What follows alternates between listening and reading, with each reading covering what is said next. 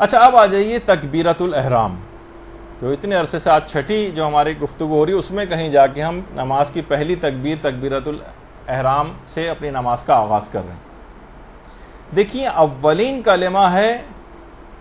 نماز کا کہ جو ارکان نماز میں سے، دیکھیے نماز میں کہا جاتا ہے کہ جو تکبیرۃ الاحرام ہے وہ بالکل ویسے ہی ہے جیسے حج میں تلبیہ ہوا کرتا، لبیک اللہم لبیک۔ جیسا ہی انسان نیت کر کے تلبیہ پڑھ لیتا ہے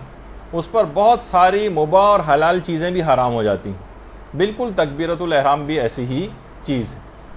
ایسا ہی کلمہ ہے کہ ادھر آپ نے تکبیرۃ الاحرام کہی اور اس کے فوراً بعد ہی آپ پر بہت ساری مباح اور حلال چیزیں حرام ہو جائیں گی۔ اچھا اب ایک سوال یہ ہوتا ہے کہ آخر نماز کا آغاز تکبیرۃ الاحرام سے کیوں ہوتا ہے؟ دیکھیے پیغمبر اسلام ختمی مرتبہ صلی اللہ علیہ وآلہ وسلم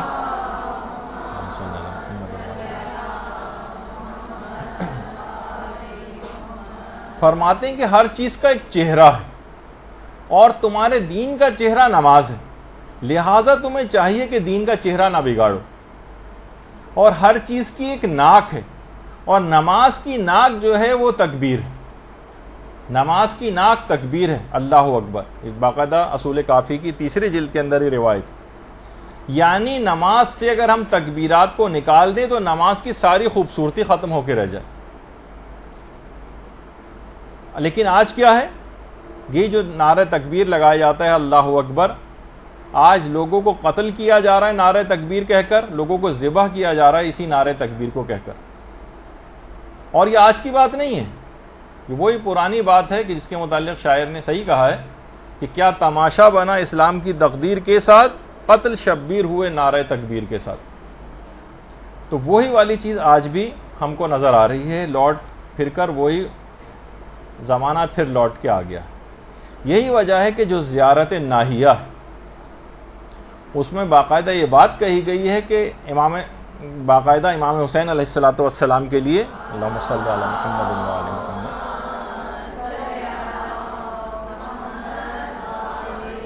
زیارت ناہیہ میں کہ آپ کے قتل ہونے سے اللہ اکبر کے کا کلمہ قتل ہو گیا اور آپ کے قتل سے لا الہ الا اللہ کا کلمہ قتل ہو گیا، یعنی اتنی اہم بات ہے یہ، اور اتنی فضیلت ہے اس بات کی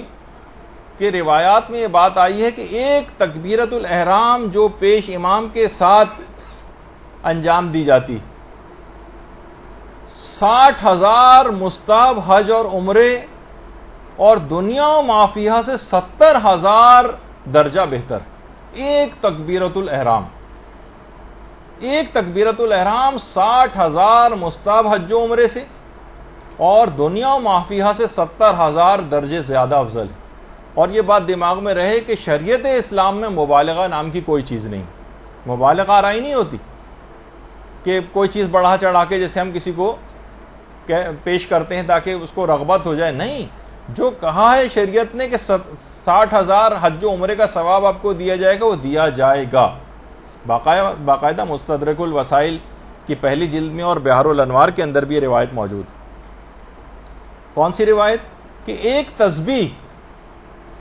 تسبیح جو 100 دفعہ اگر آپ اس پر اللہ اکبر پڑھ لیں، یعنی بس ایک پوری تسبیح جو ہوتی تو 100 غلاموں کو آزاد کرنے کا ثواب ملتا ہے۔ اچھا پھر آپ کا دوسرا سوال یہ ہونا چاہیے کہ ایک غلام کو آزاد کرنے کا پھر کتنا ثواب ہے؟ تو کم سے کم جو ثواب روایت کے اندر غلام کو آزاد کرنے کا بتایا گیا ہے وہ یہ ہے کہ ادھر ایک غلام کو انسان آزاد کرتا ہے اور ادھر پروردگار آتش جہنم سے اس بندے کو آزاد کر دیتا ہے۔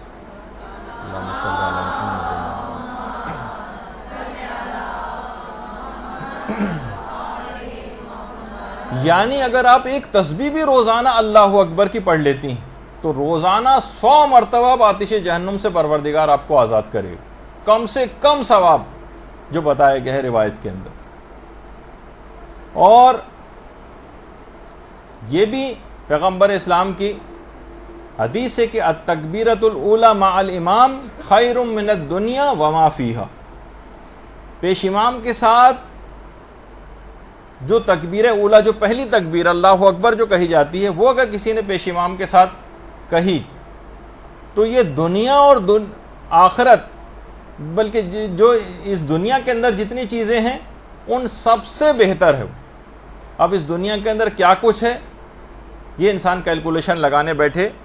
تو اس کی عمر ختم ہو جائے تو وہ کیلکولیٹ نہیں کر سکے گا اس کو۔ اور عرفا نے اپنی زندگی کا جو اختتام ہے وہ اسی کلمہ تکبیر کے اوپر کیا۔ یعنی انسان کی اگر یہ ورد زباں یہ جملے رہیں تو اختتام بھی ان کا انہی کلمات پر ہوگا۔ یہ کیسے ممکن ہے کہ ساری زندگی گانے گنگناتا رہے انسان اور اختتام جو ہے اس کا کسی اور اچھی چیز پر ہو جائے؟ کتنی روایات اس سلسلے میں پیش کی گئی تھی۔ سوء خاتمہ کے سلسلے میں جو ہمارے یہاں پر موت کے دروس منعقد ہوئے تھے، تو اس میں جو انسان زیادہ تر جیسی زندگی گزارتا ہے اور جو کلمات اس کی زبان پر رہتے ہیں وہی اس کے مرتے وقت زبان پر جاری ہوتے ہیں۔ گلوکار ہے تو وہ گانے اس کی زبان پر جاری ہو جاتے ہیں، جھوٹ بولنے والا تو جھوٹ اس کی زبان پر آ جاتا ہے، یا وہ کلمہ پڑھے بغیر ہی کم سے کم اس دنیا سے جانا ہوتا ہے اس کو۔ آغا حسین فاطمی فرماتے ہیں کہ ہمیں اطلاع ملی کہ آیت اللہ جواد ملکی تبریزی، امام خمینی کے جو عرفانیت کے استاد تھے جن کا اکثر و بیشتر ذکر ہوتا رہتا ہے، ان کی طبیعت بہت زیادہ خراب ہے۔ ہم سب بھاگے بھاگے ان کے پاس گئے، دیکھا کہ ان کا آخری وقت ہے، اور آیت اللہ جواد ملکی تبریزی نے ہم کو بلایا۔ ہم تیز رفتاری سے وہاں پر پہنچے تو دیکھا کہ وہ خضاب لگا کر پاک و پاکیزہ ہو کر بستر پر لیٹ کر نماز ظہر کا انتظار کر رہے ہیں، حالت احتضار میں ہیں جبکہ، لیکن خضاب بھی لگایا ہوا ہے، کیونکہ روایتوں کے اندر یہ بات بھی آئی ہے کہ منکر و نکیر یا عذاب کے جو فرشتے ہیں اس کو عذاب دینے سے حیا کرتے ہیں کہ جو خضاب لگاتا ہے، تو بہرحال ہر چیز کے اوپر عمل کرتے تھے۔ تو بستر پہ لیٹ کے پاک و پاکیزہ ہو کر جواد ملکی تبریزی نماز ظہر کا انتظار کر رہے تھے۔ بستر پہ لیٹے لیٹے ہی جیسے ہی اذان کا وقت آیا، نماز ظہر کا اول وقت، اسی وقت انہوں نے اذان دی بستر مرگ پر، اور ابھی نماز ظہر کی تکبیرۃ الاحرام اللہ اکبر کہا ہی تھا کہ روح عالم معنوی میں پرواز کر گئی۔ اللہم صلی علی محمد وعلی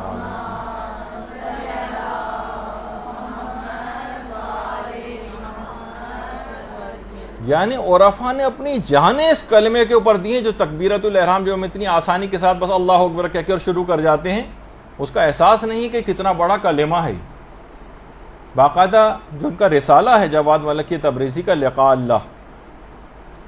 اس میں انہوں نے خود لکھا ہے کہ الصلاۃ معراج المومن کے جو معنی ہیں، کہا کہ روایت میں یہ بات آئی کہ جس وقت قد قامت الصلاۃ کہا جاتا ہے تو اس کے یہ معنی ہیں ایحانہ وقت الزیارہ، یعنی دیدار کا وقت آن پہنچا۔ قد قامت الصلاۃ کے معنی دیدار کا وقت آن پہنچا۔ تو ایک ایک جملے کے نماز میں بڑے عارفانہ معنی، اور بہت مشہور کتاب ہے سیمائے فرزان گان، اس میں خود آیت اللہ جواد ملکی تبریزی کے ایک شاگرد نے ان کی وفات کی رات کو ایک خواب دیکھا تھا، اس وقت تک انتقال نہیں ہوا تھا اور یہ ان کے شاگرد اپنے گھر میں تھے۔ انہوں نے کہا کہ میں نے خواب میں دیکھا کہ جیسے میری آنکھوں کے سامنے سے پردے ہٹ گئے اور میں عرش الہی کا مشاہدہ کر رہا ہوں۔ تو میں نے دیکھا کہ جواد ملکی تبریزی ہاتھوں کو آسمان کی طرف بلند کر کے قنوت پڑھ رہے ہیں اور مناجات اور گریے کے اندر مشغول ہیں۔ میں ان کے اتنے عظیم مقام کو دیکھ کر عرش پر حیران رہ گیا، اور اسی وقت میں انتہائی جب میں متعجب تو خواب کے اندر اچانک سے دروازے پر کھٹکھٹاہٹ ہوئی۔ دروازہ، میں فوراً نیند سے میں بیدار ہوا، دروازہ کھول کے باہر آیا تو دیکھا کہ کچھ لوگ آئے ہوئے اور کہہ رہے ہیں کہ ہم آپ کو تعزیت پیش کرتے ہیں، آغا جواد ملکی تبریزی دار فانی سے کوچ کر گئے۔ یعنی انہوں نے خواب میں دیکھا کہ اسی وقت، یعنی جس وقت وہ وہاں تکبیرۃ الاحرام کہی اور روح عالم معنوی میں پرواز کر گئی، اسی وقت وہ خواب دیکھا کہ وہ عرش کے اوپر عبادت الہی انجام دے رہے ہیں اور قنوت پڑھ رہے ہیں۔ تو بہرحال آپ نے دیکھا کہ جو جس طرح سے زندگی گزارتا ہے، ان چیزوں کی اہمیت کو سمجھتا ہے، اس تکبیرۃ الاحرام کی معرفت رکھتا ہے، ویسے ہی پھر اس کو موت بھی نصیب ہوتی۔ یہی وجہ ہے کہ پچھلے زمانوں کے واقعات میں ہم پڑھتے ہیں کہ لوگوں کی اگر جماعت سے نماز کی ایک تکبیرۃ الاحرام فوت ہو جاتی تھی، اس کو درک نہیں کر پاتے تھے، دیر سے شامل ہوئے، اگلی رکعتوں میں شامل ہوئے مثلا، تو 3 دن تک غمگین رہتے تھے۔ اور اپنے آپ کو پرسہ دیا کرتے تھے، اور اگر ایک دن کی نماز جماعت سے محروم ہو جاتے تھے تو پورے ایک ہفتے تک رنجیدہ رہا کرتے تھے۔ اب لیکن ہم میں وہ کیفیات نظر نہیں آتی۔ یہی وجہ ہے کہ ایسا کلمہ ہے یہ لا الہ الا اللہ کہ سید باقر شفتی جو ایک عالم گزرے ہیں عرفا کے واقعات میں، ان کے بھی بہت واقعات ملتے ہیں۔ تکبیرۃ الاحرام جس وقت یہ پڑھتے تھے، جیسے ہی کہتے تھے تکبیرۃ الاحرام اللہ اکبر، کہتے وقت ہی ایسی کیفیت ہو جاتی تھی جیسے اللہ اکبر میں جیسے مد کے ساتھ جو ہے اس کو پڑھا جا رہا ہو۔ ان کے شاگردوں نے ایک دفعہ ان پہ اعتراض کر دیا۔ دیکھیے اس زمانے میں یہ ہوتے تھے نا، آج تو یہ ہے کہ جناب ممبروں سے کوئی کچھ بھی پڑھ کر چلا جائے، کوئی کچھ پوچھتا ہی نہیں کسی سے کہ آپ نے کہاں سے پڑھا، کیسے پڑھا، اور وہ بھی جھرمٹ میں ایسا لوگوں کے نکل کے جاتے ہیں پڑھنے والے بہت سارے افراد کہ ان سے کوئی چیز پوچھ بھی نہیں سکتا کہ کون کون سی روایات پڑھ کے گئے ہیں آپ، اس کا کیا سند ہے، کہاں سے آپ نے نقل کی ہیں، کیا ہیں لوگوں کے ایمان سے جس طریقے سے کھیلا جاتا ہے حج کا۔ لیکن اس زمانے میں ایسا نہیں ہوتا تھا، استاد کے اوپر بھی اعتراض کرتے تھے کہ یہ آپ جو یہ آپ کی کیفیت ہو جاتی ہے، ایسا کیوں ہے؟ اس زمانے میں لوگ اعتراض کرتے تھے۔ ان لوگوں پہ البتہ کوئی اعتراض نہیں کرتا۔ ہم اگر یہ بھی کہہ دیں کہ اللہ ایک ہے تو لوگ فوراً کہتے ہیں ریفرنس بتائیے کہاں پہ لکھا ہوا ہے۔ تو بہرحال تو شاگردوں نے کہا کہ اللہ پر تو کوئی مد نہیں ہے، تو جس وقت آپ یہ جملہ کہتے ہیں اللہ اکبر، تو یہ آپ ایسا لگتا ہے جیسے مد آپ نے لگا دیا ہو اس کے اندر۔ وہ کہنے لگے آقا باقر شفتی کہ جیسے ہی میں اللہ اکبر کا اللہ کہتا ہوں ایک دم اسی وقت میں اپنے اختیار سے خارج ہو جاتا ہوں۔ ایسا ایک وجد مجھ پر طاری ہوتا ہے تکبیرۃ الاحرام کہتے وقت کہ میں اپنے اختیار سے باہر ہو جاتا ہوں، میں جان بوجھ کر نہیں کھینچتا اور مد نہیں دیتا اس کے اوپر۔ تو آپ نے دیکھا کہ یہ کیفیات لوگوں کی تکبیرۃ الاحرام کہتے وقت ہو جاتی۔ اچھا کبھی آپ نے سوچا کہ روزانہ آپ کتنی تکبیرات پڑھتی ہیں؟ دیکھیے روزانہ کم سے کم ابھی آپ کے سامنے میں کیلکولیشن ایک پیش کروں گا کہ 360 مرتبہ روزانہ آپ نمازوں میں تکبیرات کہتی ہیں۔ ابھی میں کیلکولیشن پیش کروں گا تو آپ کے سامنے جو بھی مستحبات کے ساتھ نماز پڑھتا ہے لازمی ہے اس بات کا کم سے کم روزانہ وہ 360 مرتبہ اللہ اکبر ضرور کہتا ہے۔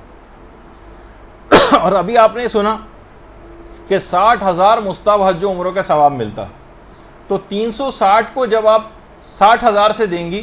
تو یہ 2,16,00,000 مستحب حج و عمرے کا ثواب ایک دن میں آپ کے نامہ اعمال میں لکھا جاتا ہے۔ اللہم صلی علی محمد۔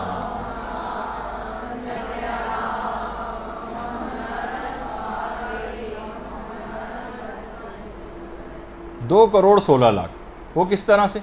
اب دیکھیں دن کی 5 اذانیں، ہر اذان میں 6 مرتبہ آپ اللہ اکبر کہتی ہیں، 4 دفعہ شروع میں اور 2 مرتبہ آخر میں، اور دن میں 5 نمازیں اس طرح سے پڑھی جاتی ہیں، تو 30 دفعہ اللہ اکبر تو صرف اذان میں ہو گیا۔ اسی طرح سے 5 اقامت جو ہر نماز کی اقامت آپ کہیں گے، ہر اقامت میں 4 تکبیرات ہوتی ہیں، تو 5 کو 4 سے آپ ضرب دیں گے تو 20 تکبیرات صرف اقامت میں ہیں پورے دن میں۔ اسی طرح سے اگر آپ تکبیرات افتتاحیہ کی عادی ہو جائیں 6 تکبیرات کہنے کی ہر نماز کے ساتھ، تو 30 تکبیرات تو صرف تکبیرات افتتاحیہ کی آپ انجام دے لیں گی۔ اسی طرح سے 5 نمازوں میں 5 تکبیرۃ الاحرام آپ کہتی ہیں، تو روزانہ کی 5 تکبیرات یہ آپ شامل کر لیں اس کے اندر۔ اسی طرح سے دن کی 17 رکعات میں ہر مرتبہ رکوع میں جانے سے پہلے اور رکوع سے کھڑے ہو کر آپ اللہ اکبر کہتی ہیں، تو 34 یہ ہو گئیں۔ اور سجدے سے اٹھ کر دوسرے سجدے میں جاتے ہوئے اور دوسرے سجدے سے اٹھ کر جو آپ تکبیرات کہتی ہیں، یہ 3 تکبیرات ہوئیں، اور 17 رکعت کی نمازوں میں 51 تکبیرات ہو گئیں۔ اور ہر نماز کے قنوت سے پہلے ایک دفعہ آپ کہتی ہیں، 5 تکبیرات یہ ہو گئیں۔ اور نماز کے ختم ہونے کے بعد 3 مرتبہ آپ اللہ اکبر کہتی ہیں، 5 نمازوں کی 15 تکبیرات یہ ہو گئیں۔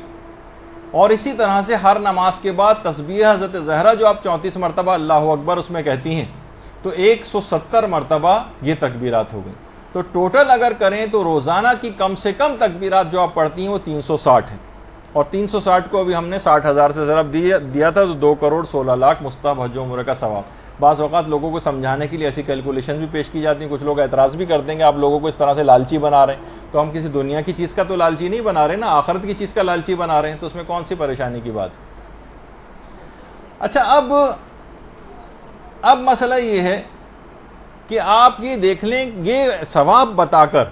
آپ بہت سارے بے نمازی افراد کو ان کا نقصان بتا سکتی ہیں کہ جو افراد نماز نہیں پڑھتے وہ روزانہ اپنا کتنا عظیم ثواب ہاتھ سے کھو رہے ہیں, اور پروردگار عالم نے کتنا زبردست یہ انتظام کیا ہے کہ گناہگار سے گناہگار انسان بھی اگر روزانہ کم سے کم نماز کو پابندی سے پڑھنے لگے تو 360 تکبیرات کا یہ ثواب روزانہ کتنا عظیم ثواب اس کے نامہ اعمال میں ٹرانسفر کر دے گی. اور یقیناً جو ان کو ان مستحبات کے ساتھ انجام دیتا ہے اور اتنی تکبیرات کہے گا, خود بخود اس کے گناہ ختم ہوتے چلے جائیں گے. نام ثواب کا پلڑا اتنا بھاری ہو جائے گا اور وہ اتنا ہلکا ہو جائے گا گناہوں کا کہ اس کی نجات یقینی ہو جائے گی. تو بہرحال یہ تمام چیزیں ایسی ہیں کہ, اور صرف یہ نہیں, یہ تو صرف دیکھیں نماز کی حد تک ابھی بات تھی, جو کم سے کم پھر مستحب نمازیں جو اگر پڑھتے ہیں تو ان کی تکبیرات ہیں وہ الگ ہیں, اور جو صرف نماز سے مخصوص نہیں ہے تکبیر کہ آپ اللہ اکبر صرف نماز کے موقع پر ہی آپ کہیں گے, بلکہ اللہ اکبر کا جو یہ کلمہ ہے یہ اور بھی صدر اسلام میں تو مومن ہر خوشی اور ہر غم کے موقع پر اللہ اکبر کہا کرتے تھے. جب کوئی خوشی کا موقع آیا اللہ اکبر, جب کوئی غم کا موقع آیا اللہ اکبر. آج کوئی ناگوار واقعہ پیش آ جائے تو کہنا بھی اچھا نہیں لگ رہا, لیکن فوراً ہماری زبان پر اللہ اکبر کے بجائے کیا اس قسم کے جملے رائج ہو گئے, او شٹ, معاذ اللہ. یعنی ایک اس قسم کے جو جملے حیرت کے موقع پر, خوشی کے موقع پر, تعجب کے موقع پر, بجائے کہ ہماری زبانوں کے اوپر اللہ اکبر آئے,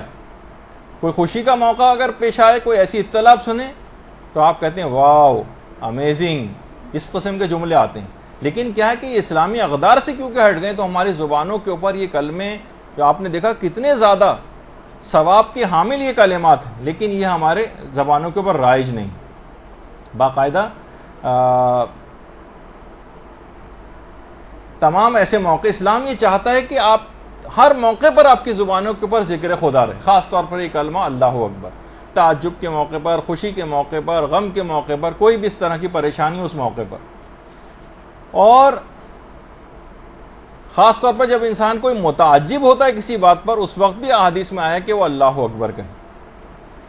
اور اتنا اہم ہے یہ کلمہ کہ اس بات سے آپ اس بات کا اندازہ لگائیں اس کلمے کی اہمیت کا, کہ پیغمبر اسلام جس وقت پیدا ہوئے تھے تو پیدائش کے بعد جو سب سے پہلا کلمہ زبان کے اوپر آیا تھا پیغمبر اسلام کے, وہ اللہ اکبر آیا تھا. اللہم صلی علی محمد.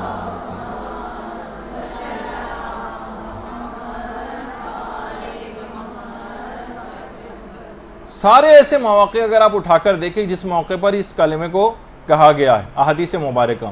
اور جس وقت جب شہزادی کائنات کے لیے امیر المومنین کا جس وقت رشتہ آیا ہے باقاعدہ شادی کے سلسلے میں, تو پیغمبر اسلام نے شہزادی سے آ کر ان کی رائے پوچھی کہ علی کا رشتہ تمہارے لیے آیا ہے, تمہاری کیا رائے ہے؟ تو حضرت زہرا خاموش ہو گئی. ان کی خاموشی پر پیغمبر نے اللہ اکبر کہا, تکبیر بلند کی, کہا اللہ اکبر سکوتہا اقرارہا, کہ تمہاری خاموشی بھی اقرار ہے. اور اس موقع پر بھی پیغمبر نے تکبیر بلند کی. اسی طرح سے جب خاص الخاص موقع جیسے جنگ صفین جس وقت واقع ہو رہی تھی,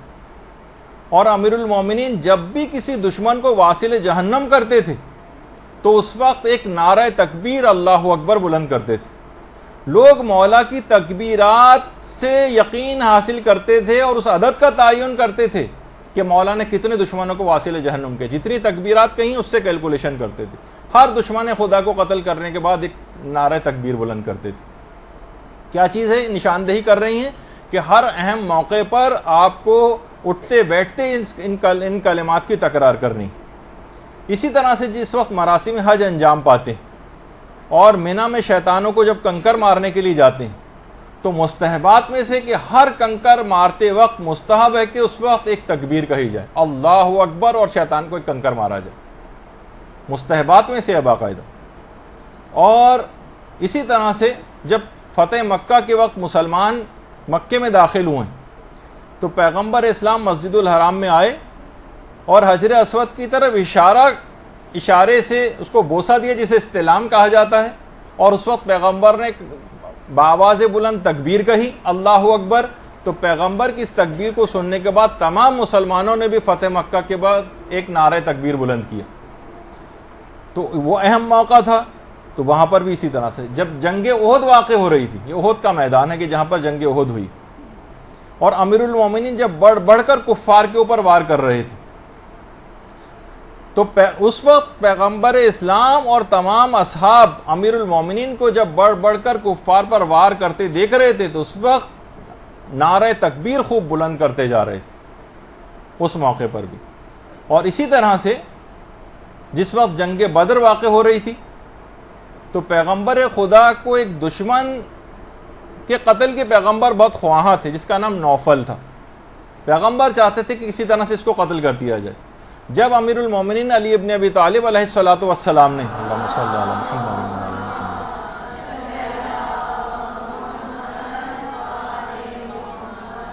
جب مولا نے اس کو قتل کیا نوفل کو، تو پیغمبر نے اس وقت بھی تکبیر بلند کی، اللہ اکبر کہا۔ اور یہ بھی مستحبات میں سے ہے کہ جس وقت آپ ائمہ کے حرم میں کبھی آپ کو خوش قسمتی سے وہاں جانا نصیب ہو،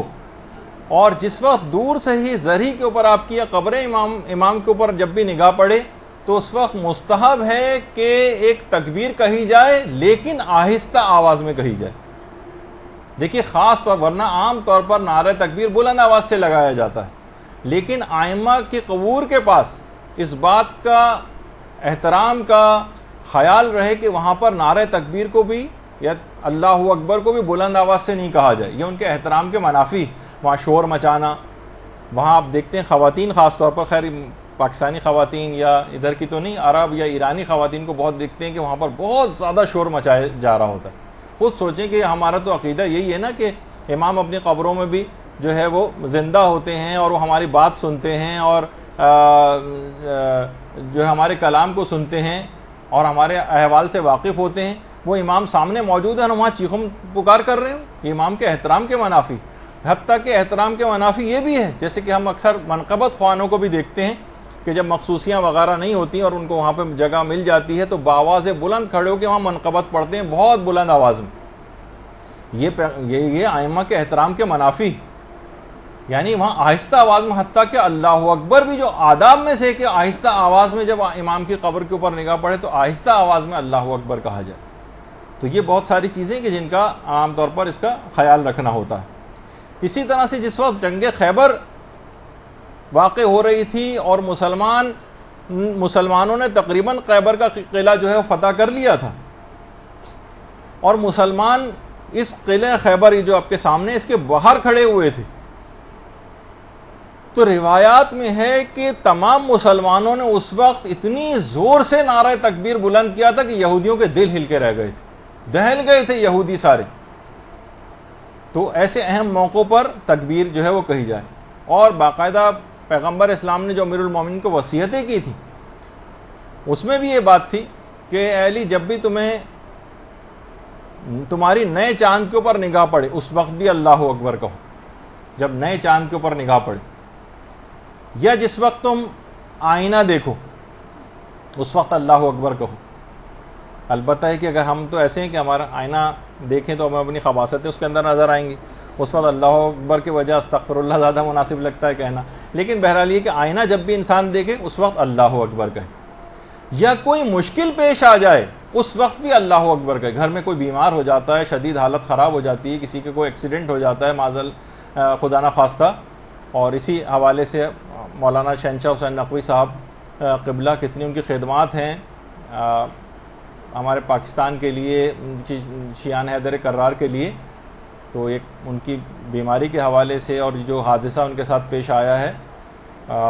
دعا کریں کہ جلد از جلد مولانا شہنشاہ حسین نقوی صاحب صحت یاب ہو کر اپنے گھر جو ہے واپس آ جائیں، اور ان کے وہ دو ساتھی جن کی بھی دونوں کی بہت خدمات تھیں ان کو بھی پروردگار اعلیٰ علیین میں جوار معصومین کے ساتھ ملحق فرمائے۔ تو بہرحال جب بھی کبھی کوئی مشکل پیش آ جائے، کبھی بھی ایسی مشکل پیش آ سکتی ہے، انسان بیمار ہو سکتا ہے، کوئی ایکسیڈنٹ ہو سکتا ہے، کوئی تکلیف ہو سکتی ہے اس کے ساتھ، تو اس وقت وہ نعرہ تکبیر یا اللہ اکبر کی صدا بلند کرو، اور کم سے کم 3 مرتبہ ہر مشکل میں نعرہ تکبیر کو بلند کیا جائے۔ اور جس وقت امیر المومنین نے حالت رکوع میں زکوٰۃ دی تھی تو پیغمبر اسلام اس وقت یہ سب کچھ دیکھ رہے تھے، تو پیغمبر اسلام نے جب امیر المومنین کو حالت رکوع میں زکوٰۃ دیتے دیکھا تو اس وقت بھی نعرہ تکبیر بلند کیا تھا، اس وقت بھی۔ اور یہ بھی روایات میں ملتا ہے کہ پیغمبر اسلام جب شب معراج آسمانوں پر تشریف لے گئے تھے تو ہر آسمان پر پہنچ کر پیغمبر ایک تکبیر کہتے تھے، اور تکبیر کہنے کے بعد ایک پردہ چاک ہو جاتا تھا، اور پیغمبر اسلام پھر اگلے آسمان کی طرف چلے جاتے تھے۔ تو یہ جو تکبیرات ہم کہتے جا رہے ہیں تو ہمارے بھی پردے چاک ہوتے چلے جا رہے ہیں، اور ہمارے بھی حجابات دور ہو رہے ہیں، اور ہم اتنا ہی معراج مومن کا مقام جو ہے وہ حاصل کرتے چلے جا رہے ہیں۔ اچھا، اسی طرح سے روایات میں یہ بھی بات ملتی ہے کہ جب شہزادی کونین رخصت ہو کر امیر المومنین کے گھر تشریف لے آئی تھی، اللہم صلی علی محمد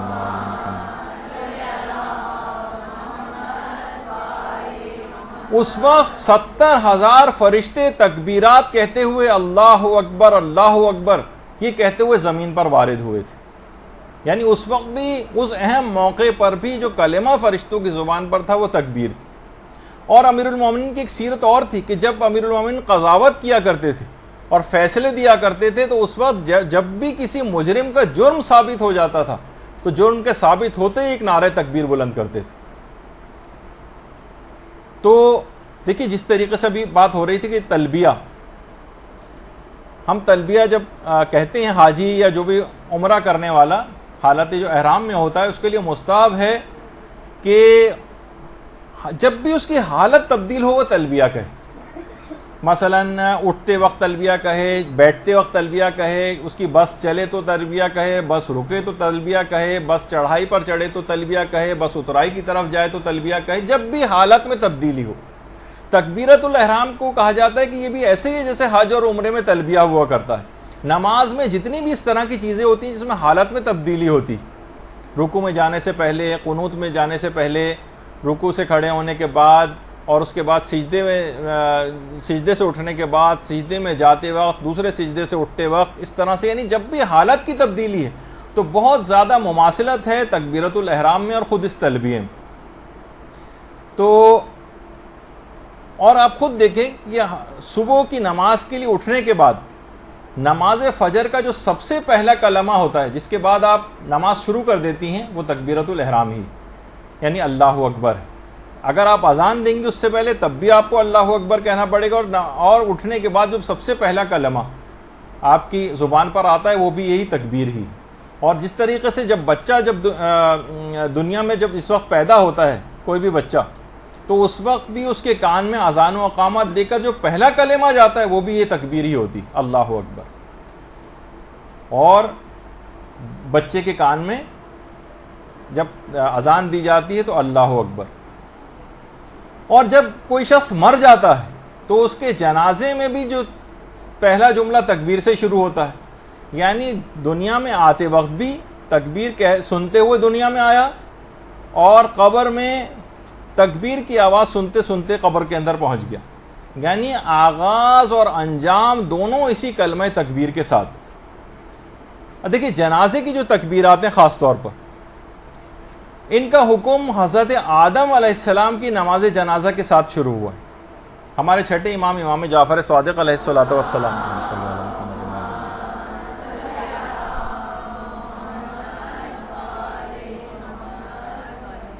فرماتے ہیں کہ جس وقت حضرت آدم اس دنیا سے کوچ کر گئے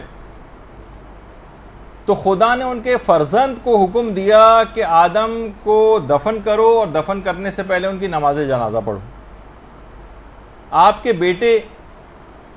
اس وقت ہیبت اللہ جنہیں کہا جاتا ہے، جو حضرت شیس کے نام سے مشہور، اصل ویسے ان کو ہیبت اللہ کے نام سے روایات میں ان کا تذکرہ آیا، کیونکہ قابیل نے حابیل کو قتل کر دیا تھا تو حابیل پہلے قتل ہو گئے تھے، اس کے تقریباً 4-5 سال بعد قابیل بھی واصل جہنم ہو گیا۔ اب حضرت آدم کو اس کے بعد پروردگار نے حضرت شیس،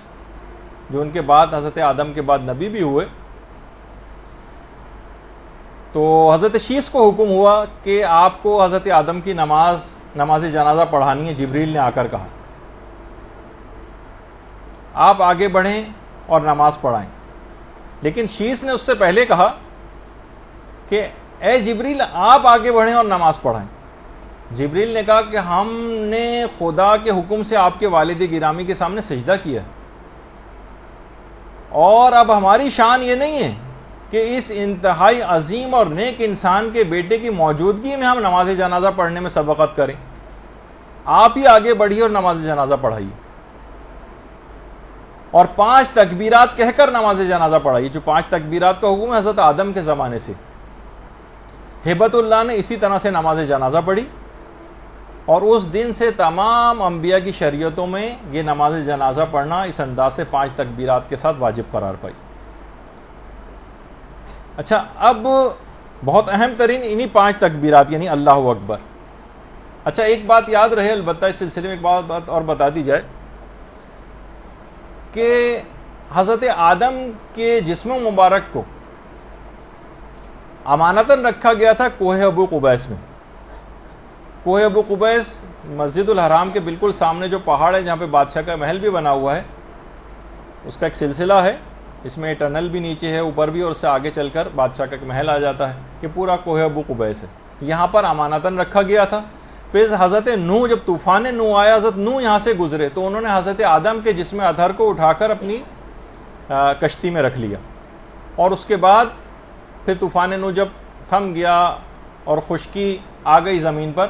تو حضرت آدم کے جسم مبارک کو نجف میں دفن کیا گیا. پھر حضرت نوح کے انتقال کے بعد حضرت نوح بھی وہیں پر دفن ہوئے، اور اس کے بعد پھر زمانہ جب آگے بڑھا اور اس وقت امیر المومنین کی شہادت ہوئی تو امیر المومنین کو بھی انہی کے ساتھ دفن کیا گیا. تو یہ جو ذریع ہے حضرت امیر المومنین علیہ الصلوۃ والسلام کی، جہاں قبر مبارک ہے، اللہم صلی علی محمد و علی محمد، آدم اور نوح کی قبریں بھی اسی ذریع کے اندر. یہی وجہ ہے کہ جب وہاں زیارت پڑھی جاتی ہے امیر المومنین کی تو حضرت آدم اور حضرت نوح کی زیارت بھی پڑھی جاتی. تو بہرحال ایک ضمناً بات آ گئی تو یہ بھی آپ کی خدمت میں پیش ہو گئی. برحمتك يا أرحم الراحمين وصلى الله على محمد وآله الطاهرين.